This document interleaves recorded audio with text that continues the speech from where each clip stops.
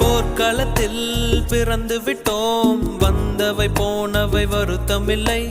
காட்டினிலே வாழ்கின்றோம், முட்களின் வழி ஒன்றும் மரணமில்லை. இருட்டினிலே நீ நடக்கையிலே உன் நிழலும் உன்னை விட்டு விலகிவிடும்.